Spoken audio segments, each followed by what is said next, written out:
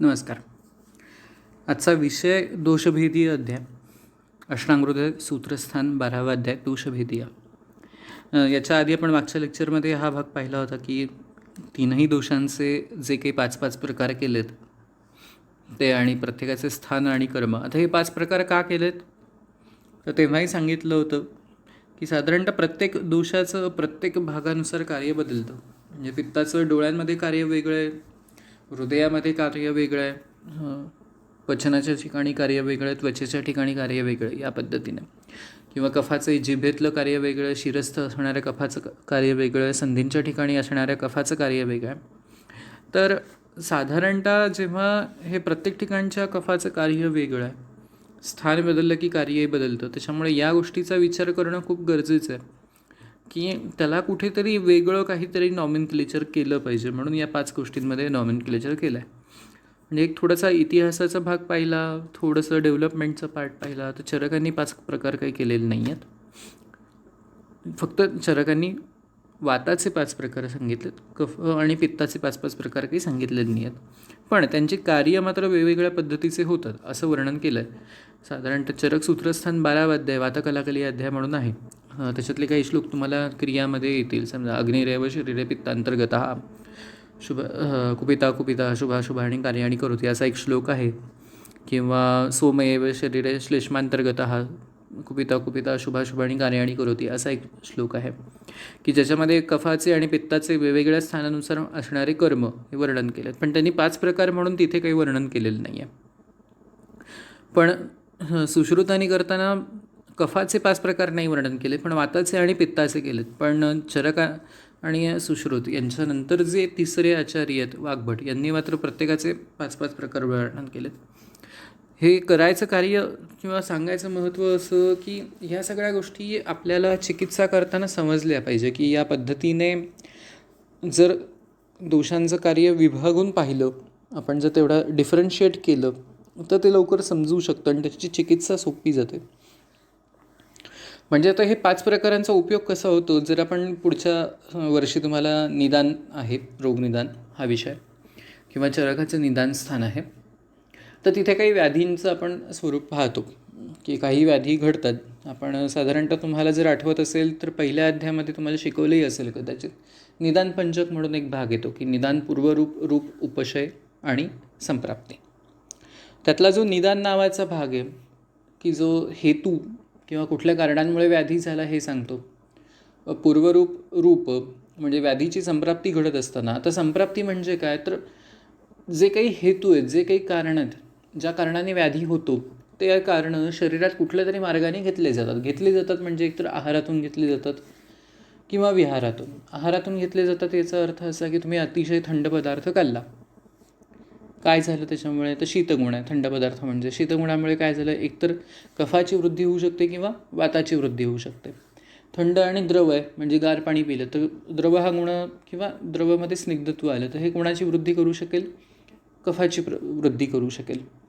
मग साधारणतः कफवृद्धी झाल्यानंतर मग त्याने कुठेतरी स्थान संश्रय केला. तर स्थान संश्रय म्हणजे काय, तर त्याला व्याधी करायला जागा मिळाली. मग कुठे केला जातो, प्राणवह स्रोतसामध्ये.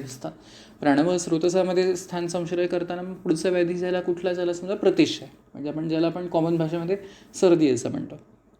पण मग ह्या प्राणवह स्रोतसामध्ये किंवा नासामध्ये कुठला वायू राहतो किंवा वायूचं कुठलं कर्म आहे, पित्ताचं कुठलं कर्म आहे, कफाचं कुठलं कर्म आहे, तर त्याच्यानुसार हा भाग आपण डिफरन्शिएट करतो आणि तो मांडतो, ज्याला आपण थोडंसं अशाशी कोरिलेट करू शकतो की ज्याला इटिओपॅथॉलॉजी असं म्हटलं जातं.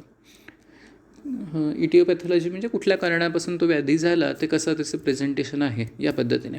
मग ही जी काही सगळी प्रोसेस आहे त्याला संप्राप्ती असं नाव आहे.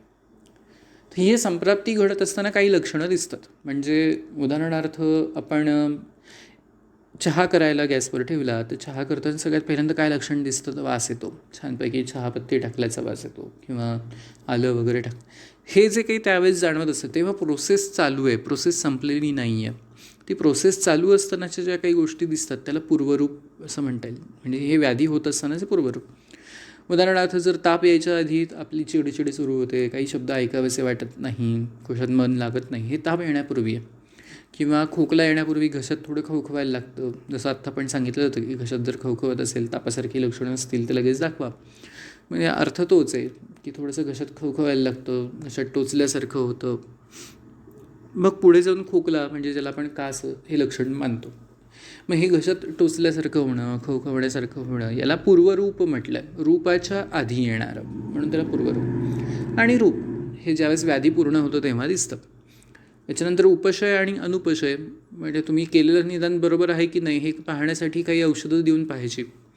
जर तुमचा अंदाज बरोबर असेल तर दिलेली औषधं व्यवस्थित काम करतील. जर औषधांचा रिझल्ट तेवढा लगेच दिसत नाही असं लक्षात आलं की औषधं बदला, म्हणजे तुमचा अंदाज कुठेतरी चुकला आहे हा त्याचा एक अर्थ होतो. आणि सगळ्यात शेवटी संप्राप्ती म्हणजे ही सगळी प्रोसेस आली ती.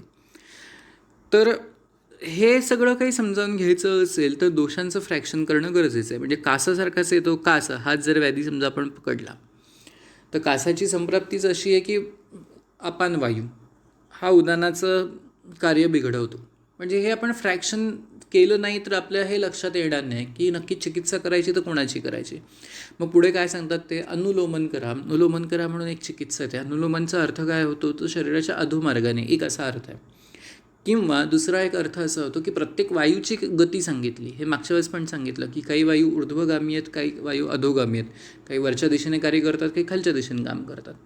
मग जो खालच्या दिशेने काम करतो त्यांनी वरच्या दिशेने जर चालायला सुरुवात केली तर त्याला प्रतिलोम म्हणायचं, उलट दिशेने. मग त्याला परत मूळ भाषेत आणणं म्हणजे अनुलोम आहे. मग जर अपान वायूचं अनुलोमन करायचं असेल तर त्याला काय, तो जो वरच्या दिशेने गेला असेल तर त्याला खालच्या दिशेने आणावं लागेल. उदानाचं अनुलोमन करायचं असेल, जर उदान खालच्या दिशेने कार्य करत असेल तर त्याला वरच्या दिशेने आणावं लागेल. या पद्धतीने चिकित्सा ठरवावी लागते. म्हणजे ह्या प्रत्येकाची द्रव्य ठरवायची पद्धत वेगळी आहे, त्या द्रव्य वेगवेगळी ॲक्ट होतात. म्हणून हे 5 प्रकार केले जातात की ज्यायोगे आपल्याला संप्राप्ती व्यवस्थित समजली पाहिजे. जसं जसं तुम्ही टप्प्याटप्प्याने पुढे जाऊन संप्राप्ती शिकायला सुरुवात कराल तसं तुम्हाला एक एक एक एक गोष्टी करतो.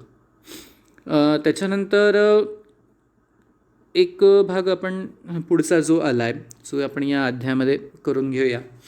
इति प्रायेण दोषाणां स्थानानि अविकृतात्मनां व्यापिनां अपि जानीयात कर्माणि च तत्पृथक पृथक. श्लोक क्रमांक 18. की हे सगळं सांगून झाल्यानंतर हे स्थानक किंवा दोषांचे प्रकार सांगायची गरज का पडली आहे. हे प्राय दोषांचे स्थान आहे की जिथे अविकृती असते, त्याच्यामुळे हे दोष तिथे प्राकृत पद्धतीने काम करतात.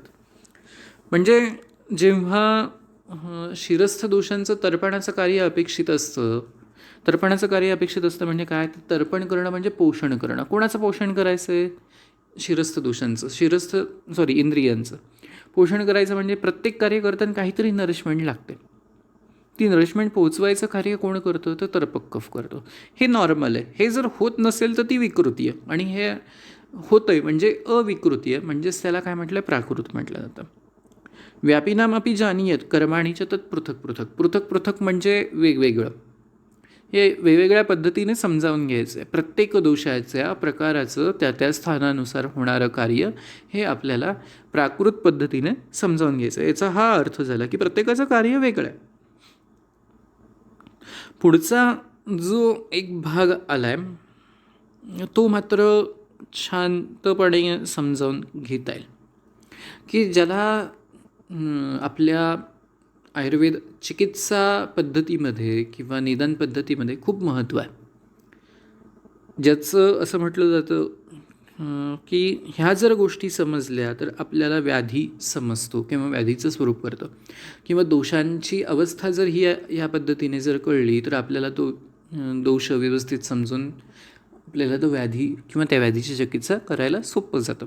याला त्यांनी म्हटलं आहे चय, प्रकोप आणि प्रशम अशा 3 प्रकारच्या अवस्था. त्यातली सगळ्यात पहिली जी अवस्था आहे ती म्हणजे चय. चय सोप्या अर्थाने समजावून घेणं म्हणजे गोळा होणं.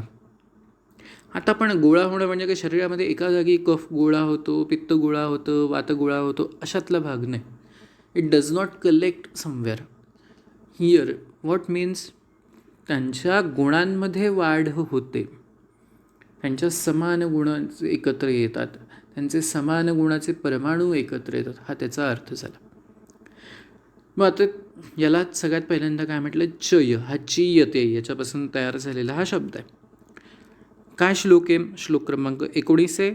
उष्णेन युक्ता वृक्षाद्यः वायोः कुर्वन्ति संचयम. वायू कोणाच्या गुणांमुळे किंवा कुठल्या कुठल्या प्रकारच्या गुणांमुळे क्षय करू शकतो? उष्णेन युक्ता वृक्षाद्यः. वृक्षगुण हा वायूचा स्वतःचा आहे, पण त्याच्याबरोबर उष्ण गुण आहे.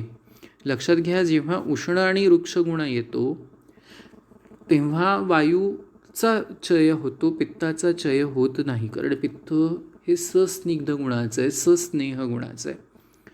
जेव्हा वृक्षगुण हा वायूचा स्वतःचा आणि थोडासा उष्णगुण हा एकत्र येतो तेव्हा कोणाचा क्षय करतो? वायोः कुर्वन्ति संचयम. पुढे वाताचं काय होतं? शीतेन कोपम. जेव्हा वृक्षगुण आणि शीतगुण हे दोन्ही गुण कोणाचे आले? तर वायूचे गुण आले. जेव्हा हे दोन्ही गुण एकत्र येतात तेव्हा काय करणार? वायूचा प्रकोप करणार, जी दुसरी अवस्था आहे. प्रकोपामध्ये काय होतं? प्रकुपित होणे किंवा प्रकोप होणे. म्हणजे आता थोडक्यात उदाहरण द्यायचं झालं तर सुरुवातीला आपले काही समजा भागामध्ये काही त्रास देणारी लोक सुरुवातीला एकत्र येतात. नुसती एकत्र आली म्हणजे त्याचा क्षय झाला, आपण असं एक उदाहरण म्हणून समजूया. त्याच्यानंतर ते काय करतात? मग तिथे तोडफोड करायला लागतात, मारायला लागतात, त्रास द्यायला लागतात. हा झाला काय? त्याचा प्रकोप. मग याच पद्धतीने वायूचे गुण अतिरिक्त प्रमाणामध्ये वाढतात आणि ते काय करतात? इतर लोकांना त्रास द्यायला लागतात. इतर लोकांना इतर दोषांना त्रास द्यायला लागतात, इतर धातूंना त्रास द्यायला लागतात, इतर अवयवांना त्रास द्यायला लागतात. हा त्याचा अर्थ झाला प्रकोपाचा. आणि हे कोणामुळे होतं आहे?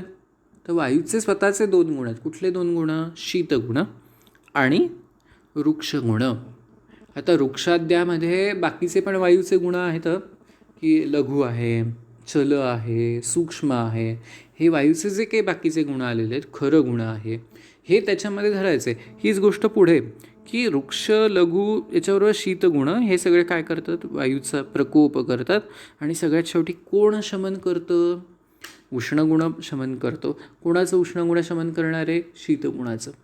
म्हणजे काय करतो? शमन करतो म्हणजे वायूला नियंत्रणात आणतो. का बरं उष्णगुण करू शकतो? कारण वायूचा स्वतःचा गुण हा शीत आहे, तर शीतगुणाच्या विरुद्ध कोण आहे? उष्णगुण आहे, म्हणून उष्णगुण हे शमन करू शकतो. दुसरा वृक्षगुण. वृक्षगुण वायूचा स्वतःचा आहे, त्याच्या विरुद्ध असलेला गुण कुठला आहे? स्निग्ध. हे कुठे कळतं आपल्याला? पहिल्या अध्यायामध्ये आपण गुरुवादी गुण शिकलो आहे तिथे. गुरु, मंद, हिम, स्निग्ध, श्लक्ष्ण, चंद्र, गुरु जो काही आला आहे, गुरु, लघु वगैरे हे जे काही सगळे आलेले आहेत. विंशतीस विपर्याः म्हणून जो पहिला श्लोक आलेला आहे, पहिल्या अध्यायामध्ये श्लोक आलेला आहे, त्या श्लोकाच्या संबंधाने आपण समजू शकतो की गुरुचं विरुद्ध लघु, शीतचं विरुद्ध उष्ण या अर्थाने. मग स्निग्धच्या विरुद्ध वृक्ष. गुरु, मंद, हिम, स्निग्ध, श्लक्ष्ण, सांद्र, मृद, स्थिरा गुणाः स सूक्ष्म विशदाः विंशती स विपर्ययः. आता इथे विपर्यय या शब्दाचा अर्थच मुळात विरुद्ध असा घ्यायचा. म्हणजे त्या श्लोकामध्ये 10 गुण सांगितलेत आणि त्याच्या विरुद्ध 10 गुणांपासून 20 गुण तयार होतात. हे 10 आणि विरुद्ध 10 यांना विंशती गुण म्हणायचं आहे. इथे वर अनुस्वार आहे, विशंती नाही.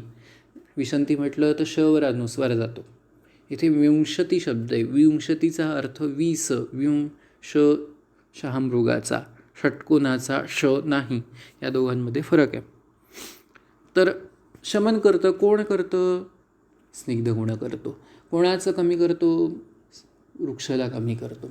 आणि उष्णगुण कोणाचं शमन करतो? शीतगुणाचं शमन करतो. शमन करतो म्हणजे काय? त्याला नियंत्रणात आणतो. क्षय, प्रकोप आणि प्रशम किंवा शमन ही तिसरी अवस्था. जेव्हा या जे काही मगाशी आपण उदाहरण दिलं की काही गुंड येऊन त्रास द्यायला लागले, तेव्हा मग ज्यावेळेस आपण पोलीस येतात किंवा जे शासकीय यंत्रणा येते आणि ती जेव्हा त्यांच्यावर लक्ष देते किंवा त्यांना काय जागेवर आणते, ताळ्यावर आणते, काहीतरी उपाय करून मारते, रागवते, हे सगळे हे कोण करतात? तर हे जे काही त्यांना नियंत्रणात आणलं जातं त्याला आपण शमन म्हणतो. त्याचप्रमाणे दोषांचं शमन कोण करतं? तर स्निग्ध आणि उष्ण गुण करतात. शमन करतात म्हणजे परत काय झालं की जे काही दोषांचे वाढलेले गुण आहेत त्याला नियंत्रणात आणायचं. पुढे जो पुढचा श्लोक आहे तो पित्ताच्या क्षय, प्रकोप आणि प्रशमाबद्दल सांगतो. काय आहे पित्ताचे क्षय, प्रकोप, प्रशम? पित्ताचं क्षय होतो शीतेन युक्ता तीक्ष्णाद्या पित्तम चयम पित्तस्य कुर्वते. आता इथे गंमत आहे बघा, परत एकदा आपण उष्ण आणि वृक्ष, उष्ण हा वायूचा गुण नसताना तो चयकर ठरत होता, त्याच पद्धतीने इथे शीतगुण हा वायूचा पित्ताचा स्वतःचा गुण नाही आहे, पण तो तीक्ष्णाला मदत करून पित्ताचं चय करतो. आणि प्रकोप कोण करतं? तीक्ष्ण आणि उष्ण गुण. उष्णेन कोपम, नुसता उष्ण गुण एकदा नाही हे करणार आहे, तर जो तीक्ष्ण गुण आहे तो आणि उष्ण गुण ते दोन्ही काय करणार आहेत? पित्ताचा प्रकोप करणार आहेत. आता हे असं विरुद्ध गंमत का होती आहे? शीतगुण चय करतो, शीतगुण चय करतो, किंवा आधी पण विरुद्ध गुणच त्याच्यामध्ये चयासाठी का कारणीभूत ठरतो? तर खऱ्या अर्थाने मुख्य म्हणजे त्या गुणाचा रोल तिथे काय आहे? तर वायू जेव्हा वृक्षगुणाने अतिरिक्त वाढायला लागतो तेव्हा तो जास्त वाढू नये यासाठी उष्ण गुण उपयोगी ठरतो. त्याच्यामुळे उष्ण आणि वृक्ष हे त्या पद्धतीने मदत करतात एकमेकांना आणि वायूला फक्त चया अवस्थेपर्यंत नेतात. जर तिथे आपण आता वायूचं उदाहरण म्हणून घेतलं फक्त, उष्णाच्या ऐवजी जर शीतगुण असता आणि शीत आणि वृक्षगुण एकत्र आले असते तर प्रकोप झाला असता, कारण दोन्ही सारखे गुण आहेत. पण जेव्हा एक विपरीत गुण येतो तेव्हा तो फक्त त्याला लिमिटेशन घालतो. त्याच पद्धतीने इथे पित्ताला शीतगुण हा लिमिटेशन घालतो आहे, फक्त चयावस्थेपर्यंत जायचं आहे, त्याच्या पुढे तू जायचं नाही आहेस. त्याच्या पुढे जायचं का नाही आहे? कारण मी तुझा गुण नाही आहे, त्यामुळे मी तुला तेवढं वाढू देणार नाही, तुला थोड्याच प्रमाणामध्ये मी वाढू देईल. म्हणून शीत आणि तीक्ष्ण हे दोन गुण काय करतात? चय करतात. आणि उष्ण आणि तीक्ष्ण हे दोन गुण काय करतात? प्रकोप करतात. कारण दोन्ही सारखे गुण आहेत, दोघे एकाच गटातले, दोघेही भांडखोरच आहेत. दोघे एकाच गटातले असले की मग ते दोघं मिळून भांडायला लागतात, प्रकोप करतात. मग आता परत काय झालं? शीत मंदाद्याशमम शीतोपसंहिता. हा मंदाद्याशमम, मंद गुण कुणाच्या संहिताने परत शीतला हाताशी पकडतो. कारण का? त्याला माहिती आहे की शीतगुण असला की पित्त जास्त वाढणार नाही. आणि तीक्ष्ण गुणाच्या विरुद्ध कोणी मंद गुण, मग हे दोघंजणं काय करतात? मिळून पित्ताचं शमन करतात. त्याच्यानंतर पुढे काय येतं आहे? कफाचं. कफाचं काय आहे? शीतेन युक्ता स्निग्धाद्या. कफाचा मात्र कार्यक्रम वेगळा आहे.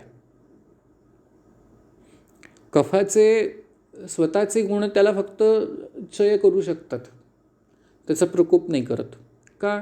तर कफाचं एक स्वतःचं वैशिष्ट्य काय आहे? तर कफ पिच्छिल आणि स्त्यान स्वरूपाचा आहे. दोन शब्द, स्त्यान, यान नव्हे किंवा तान नव्हे, स्त्यान, तला य आणि पुढे तला सला तला य, स्त्यान. मग हे स्त्यान शब्द म्हणजे काय? चिकटून राहतो. म्हणजे आपण आपल्याकडे एखाद्या घरात भांडं असेल तूप भरलेलं वगैरे, तर ते तूप कसं त्याच्या कडेला चिकटून राहतं. मग आपण काय करतो? ते मोकळं करायला ते भांडं गरम पाण्यात धरतो किंवा गॅसवर धरतो, ज्यावेळी ते वितळतं आणि ते सगळं तूपमध्ये जमा होतं. त्याच पद्धतीने शरीरामध्ये हे सगळं काही कफ जो विकृत प्रमाणात वाढलेला आहे, क्षय प्रकोप, त्याला जर बाहेर काढायचं असेल तर त्याला थोडा उष्णगुण पाहिजे, कारण त्याचं स्त्यानगुण घालवायचा. मग हे क्षय कोण करतं कफाचं? शीतगुण आणि स्निग्धगुण हे दोन काय करतात? कफाचा किंवा श्लेष्माचा क्षय करतात. सूत्र क्रमांक 21 काय आलं आहे? शीतेन युक्ता स्निग्धाद्या कुर्वते श्लेष्मणश्चयम. स्निग्धगुण शीतसहित कफाचा क्षय करतं. उष्णेन कोपम, उष्णेन स्निग्धाद्या कोपम. उष्णगुण हा स्निग्धगुणाच्या सहकार्याने कफाचा प्रकोप करतो. प्रकोप करतो म्हणजे काय होतं? कफ जो चिकटून बसलेला आहे, स्त्यान स्वरूपामध्ये आहे, त्याला तो वितळवतो आणि वितळवलं की कफ बाहेर पडायला लागतो. उदाहरण द्यायचं झालं की आपण समजा खेळतो, खेळायला गेल्यानंतर उन्हात गेल्यानंतर काय होतं? घशात कफ आल्यासारखं वाटतं, मग आपण थुंकी बाहेर काढतो, कफ बाहेर टाकतो. आपल्याला सर्दी कुठल्या काळामध्ये होते? वसंत ऋतूमध्ये होते. वसंत ऋतूचं वैशिष्ट्य काय आहे? तिथे स्निग्धगुण तर आहेच आहे, पण त्यावेळेस उष्णगुण वाढलेला असतो. मग हा उष्णगुण काय करतो? कफाला बाहेर काढतो. म्हणून वसंत ऋतू हा कफाचा प्रकोप काळ सांगितला आहे. म्हणून वसंत ऋतूमध्ये वमनद्या असं सूत्र आलं आहे. हा त्याचा अर्थ. आणि शमन कोण करतं? तेन एव गुणः वृक्षादयः शमम.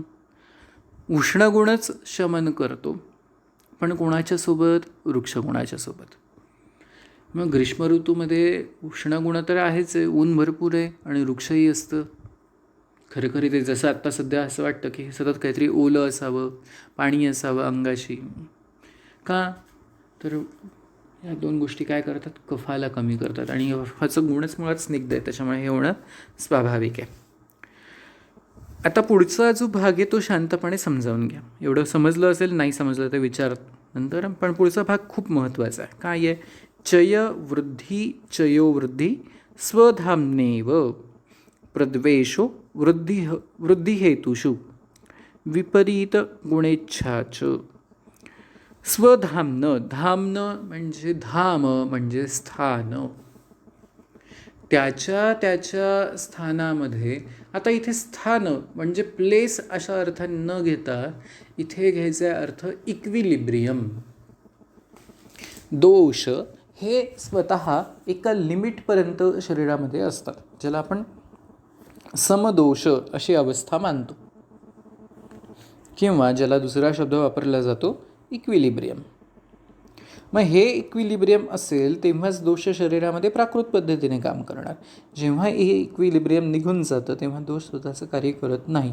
त्यामुळे ही जी काही चय नावाची होणारी वृद्धी आहे, म्हणजे चय ही जी काही अवस्था आहे, तिथे दोषांच्या गुणांची वृद्धी होते, दोष वृद्धी होते. किती अवस्थे? फक्त त्यांचं इक्विलिब्रियम सोडेपर्यंत, तेवढ्याच लिमिटमध्ये. त्याचं लिमिट ते क्रॉस करत नाही, त्यांचं स्थान ते क्रॉस करत नाही. त्याला म्हणून त्याने स्थान असा शब्द वापरला आहे. जसं आपण एखाद्या माणसाला चिडल्यावर सांगतो, तू तुझी जागा सोडू नकोस, पायरी ओळखून वाग. आता पायरी ओळखून वाग याचा अर्थ असा असतो का की तो कुठल्या तरी घराच्या पायरीवर उभा असतो, मग तो इकडे तिकडे पाहतो आणि म्हणतो हो मी दुसऱ्या पायरीवर उभा आहे? असं नाही आहे. जागा सोडू नको म्हणजे काय तो स्वतःची जागा सोडून दुसऱ्या घरात उभा राहतो असंही नाही आहे. काय समजतो की तू तुझा जो काही टेम्पर आहे तो हलवू नकोस, एक्सेसिव्ह करू नकोस, हायपर ॲक्टिव्ह होऊ नकोस, टेम्परेटिव्ह होऊ नकोस. काय अजून जे काय तुमच्या भाषेमध्ये शब्द वापरता येईल त्याच्यानुसार. त्याच पद्धतीने ते स्थान हा शब्द तिथे त्यासाठी वापरला आहे, किंवा धाम हा शब्द त्यासाठी वापरला आहे. पुढचं लक्षण चय झालं कसं ओळखायचं हे आपण काय प्रत्येक वेळेस शरीर मग काय डिसेक्ट करणार आहोत का, बघू याच्या शरीरात चय झालं आहे का? नाही. लक्षणं काय दिलं त्यांनी? प्रद्वेषो वृद्धी हेतुषु, ज्या कारणांनी वृद्धी झाली आहे त्याबद्दल प्रद्वेष निर्माण होतो, द्वेष निर्माण होतो. कुठल्या कारणाने वृद्धी झाली आहे? समजा कफाची वृद्धी होताना काय सांगितलं आहे? शीत आणि स्निग्ध गुणांनी त्याची वृद्धी झाली आहे. तर मग ते गुण नको वाटतात आपल्याला. सर्दी झाल्यानंतर जास्त थंड खावंसं वाटतं की गरम खावंसं वाटतं? तर गरम खावंसं वाटतं. ताप आल्यानंतर गरम आवडतं की थंड आवडतं? तर गार थंड झालेलं जरा बरं वाटतं. हे का होतं? कारण दोषांची वृद्धी झाल्यानंतर त्याच्या विरुद्ध गुणाची इच्छा होणं, किंवा ज्या कारणाने ते दोष वाढले त्याच्याबद्दल असं द्वेष निर्माण होणं हे स्वाभाविक आहे. हे पहिलं लक्षण आहे. दुसरं लक्षण कसं ओळखायचं? विपरीत गुणेच्छाच, त्याच्या विपरीत गुणाची इच्छा होते. जसं आत्ता सांगितलं की स्निग्ध आणि शीतगुणांनी जर कफ वाढला असेल तर इच्छा कशाची होते? रुक्ष आणि उष्ण गुणाची. हे दोन गुण काय करतात? कफाला कमी करायचा प्रयत्न करतात. म्हणजे हे याच्यावरून ओळखलं जातं. त्याच्यामुळे आपण हे जर परीक्षण व्यवस्थित केलं, एखाद्या रुग्णामध्ये विचारलं की हां कुठला रस असं काही आहे का की कुठली चव एवढ्यात जास्त खावीशी वाटते, कुठल्या प्रकारचे पदार्थ आपण जास्त खातो, हे एकदा समजलं की पुढे समजायला सोपं जाईल ते. त्याच्यानंतर पुढे जो पुढचा भाग आहे ज्याला व्याख्या पुढची केली आहे ती आहे कोपस्तु उन्मार्गगामिता. हा ऊन याचा अर्थ वरच्या दिशेने असाही होतो. दुसरा ऊनचा अर्थ स्वतःच्या लिमिटपेक्षा बाहेर असा एक अर्थ घेतला जातो. त्याला उन्मार्ग म्हटलं आहे की स्वतःचा मार्ग सोडून म्हणजे स्वतःचं जे काही लिमिट दिलेलं आहे, इक्विलिब्रियम दिलं आहे ते पूर्ण डिस्टर्ब करायचं आणि त्याच्यापेक्षा खूप एक्सेसिव्ह क्वांटिटीमध्ये एकतर किंवा खूप कमी क्वांटिटीमध्ये, म्हणजे त्याला दोन्ही अर्थाने प्रकोप. म्हणजे मागच्या अध्यायामध्ये जे आपण क्षय आणि वृद्धीचे श्लोक पाहिलेत त्याच्यानुसार समजावून घ्यायचं की जर तो त्या इक्विलिब्रियमपेक्षा जास्त वाढलेला असेल तर ओळखायचं की हा प्रकोप अवस्था आहे. मग इथे काय दिसतं, लिंगानाम दर्शनम स्वेशम अस्वास्थ्यम रोगसंभवा. ही जी अवस्था आहे याच्यामध्ये वेगवेगळ्या प्रकारचे लक्षणं दिसायला लागतात आणि ही काय अस्वास्थ्य आणि रोगसंभव अवस्था आहे. स्वास्थ्य नाही प्रदान होत आणि तिथे वेगवेगळ्या प्रकारचे व्याधी तयार होतात. स्वस्थानस्थस्य समता विकार असंभवा शमहा. आणि शमन होणं म्हणजे काय आहे, हे दोष परत एकदा स्वतःच्या स्थानामध्ये आणले. स्वतःच्या स्थानामध्ये आणले म्हणजे काय आलं, त्यांचे गुण प्राकृत केले, त्यांना इक्विलिब्रियम स्टेजमध्ये आणलं. या अवस्थेला त्यांनी काय म्हटलं, शमन असं म्हटलेलं आहे. समता आणली जाते दोषांमध्ये आणि विकार असंभव, हा कुठल्याही प्रकारचे विकार त्या अवस्थेमध्ये त्या काळामध्ये होत नाही, म्हणून त्याला विकार असंभव हा असा हा शब्द वापरलेला आहे. त्याला शमन असं म्हटलं आहे. हे त्रिविध प्रकारच्या गोष्टी आहेत. चय, प्रकोप, प्रशम या तिघांवर हमखास प्रश्न पडतो. शॉर्ट नोटवर पण विचारतात, लाँग क्वेश्चन पण विचारतात. त्याच्यामुळे हे 3 व्यवस्थित लक्षात ठेवा. हवं तर श्लोक पाठ करा, श्लोक सोपेत. जसं आता पाहिलं आपण प्रकोप आणि प्रशमनाचा श्लोक आहे. काय आहे, कोपस्तु उन्मार्गगामिता लिंगानां दर्शनं स्वेषाम् अस्वास्थ्यं रोगसंभवः स्वस्थानस्थस्य समता विकारा संभवा शमः. अशा पद्धतीने श्लोक पाठ केले की लवकर लक्षात राहतं. आता ऋतूंनुसार काय समजतं, जसं मगाशी मी ग्रीष्म आणि वर्षाचं उदाहरण दिलं, वसंताचं आणि ग्रीष्म ऋतूचं उदाहरण दिलं, आणि त्याच्यानुसार आपण कायच पाहिलं की दोष, विशेषतः कफदोष याची वृद्धी किंवा प्रकोप कशा अर्थाने होतो, चय केव्हा होतो त्यानुसार. मग काय सूत्र आलं, चय प्रकोप प्रशमः वायुः ग्रीष्मादिषु त्रिषु वर्षादिषु तु पित्तस्य श्लेष्मणः शिशिरादिषु. एकूण 6 प्रकारचे ऋतू आपल्या शास्त्रात सांगितले जातात, जे तुम्ही 3ऱ्या अध्यायामध्ये पाहिलेलेच. त्यात चय प्रकोप प्रशम कुठल्या कुठल्या दोषाची कुठल्या कुठल्या ऋतूंमध्ये होतं, एक साधारणतः त्याचं वस्तुस्थिती किंवा ऑब्झर्वेशन त्यांनी मांडलं. काय आहे, चय प्रकोप प्रशमः वायोः ग्रीष्मादिषु त्रिषु. वायूचं ग्रीष्ममध्ये चय होतो, ग्रीष्मानंतर दुसरा ऋतू येतो तो वर्षा, तेव्हा प्रकोप होतो, आणि तिसरा ऋतू येतो तो प्रशम करणारा शरद ऋतू. आता तुम्ही गुणांचंही पाहिलं तर चय कधी होतो, ग्रीष्म ऋतू. ग्रीष्म ऋतूमध्ये काय, उष्णगुण तर वाढलेला आहे, त्याच्याबरोबर दुसरा कुठला गुण वाढला आहे, तर वृक्षगुण वाढलेला आहे. चय प्रकोप कोणामध्ये होतो, वर्षा ऋतूमध्ये. वर्षा ऋतूमध्ये काय, शीतगुण वाढलेला आहे, आणि दुसरा कुठला गुण वाढलेला आहे, जो आपण पाहिला तो वृक्षगुण वाढलेला आहे. आणि तिसरा कुठला गुण, स्निग्धगुण आणि उष्णगुण हे कोणात वाढतात, शरद ऋतूमध्ये वाढतात. म्हणून शरद ऋतूमध्ये थोडीशी थंडी पडायला सुरुवात होते, पण दुपारचं ऊनही तेवढंच असतं. पुढे वर्षादिषु तु पित्तस्य. वर्षा ऋतूचं कसं आहे, पित्तानुसार आहे. पित्ताचं चय अवस्था काय आहे, वर्षा ऋतूमध्ये. वर्षा ऋतूमध्ये कुठला आहे, तीक्ष्णता आहेच आहे, आणि दुसरा कुठला गुण आपण पाहिला, शीतगुण आहे. हे 2 शीतगुण आणि तीक्ष्ण गुण काय करतं, तर पित्ताचा क्षय करतं. तीक्ष्ण गुण आणि शीतगुण. तीक्ष्ण गुण आणि उष्ण गुण मिळून काय करतात, पित्ताचा प्रकोप करतात. कुठल्या ऋतूमध्ये येतं, तसं शरदामध्ये, कारण शरदातलं ऊन चांगलं असतं. आणि पुढचा जो काही शिशिर हेमंत आहे त्याच्यामध्ये काय होतं, पित्ताचं शमन होतं. मग पित्ताचं शमन होतं म्हणजे काय, त्यावेळेस जे काही गुण आहेत, कुठले गुण राहिले, शीतगुण आणि मंद गुण, हे 2 गुण काय करणार आहेत, पित्ताच्या गुणांचं शमन करतात. याच पद्धतीने कफाचे श्लेष्मणः शिशिरादिषु. शिशिर आणि हेमंत ऋतूमध्ये काय होतं, श्लेष्मवृद्धी होते किंवा चय होतो. कशामुळे होतं, तर तेव्हाचे असलेले शीत आणि स्निग्ध गुण. वसंत ऋतू पुढचा येतो तो, याच्यानंतर त्याच्यामध्ये उष्ण गुण वाढलेला असतो, प्लस पण त्याच्याबरोबर काय असतं, त्याचा स्वतःचा कुठला गुण आहे, स्निग्ध गुण पण आहे. हे स्निग्ध गुण आणि उष्ण गुण मिळून काय करतात, कफाचा प्रकोप करतात. आणि पुढचा जो 3रा ऋतू येतो, ग्रीष्म ऋतू, त्याच्यामध्ये मात्र काय होतं, कफाचं शमन होतं. या पद्धतीने 3ही दोषांचे क्षय, प्रकोप आणि प्रशम समजावून घ्यायचे. आता हे पण सूत्र सोपं आहे. काय सूत्र आहे? क्षय, प्रकोप, प्रशमा वायो ग्रीष्मादिषु त्रिषु. वायोः ग्रीष्मादिषु त्रिषु वर्षादिषु तु पित्तस्य श्लेष्मणः शिशिरादिषु. या पद्धतीने सूत्र सोपं आहे, पाठ करायला काहीही हरकत नाही आहे.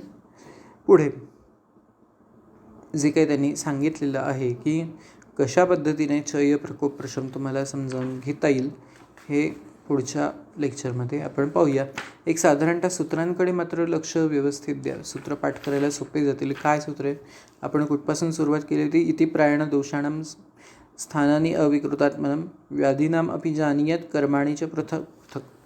इथपासून इति प्रायण दोषाणां स्थानानी अविकृतात्मनं व्याधीनाम अपि जानीयात कर्माणां च पृथक् पृथक्. किंवा पुढचा उष्णेन युक्ता वृक्षाद्याः वायू कुर्वन्ति संचयम. हा श्लोक विचारला जातो. याच्यावर शॉर्ट नोट पण येते. मोठा प्रश्न पडण्याची शक्यता आहे.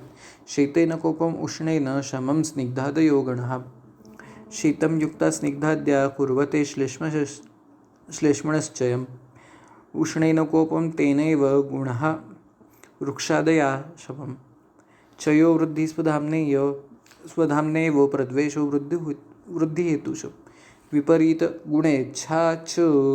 आता हा श्लोक कितीच थांबतो. मग त्याच्या पुढचा जो काही भाग असेल किंवा उरलेला जो काही श्लोक असेल तो त्याच्या पुढे सुरू होतो.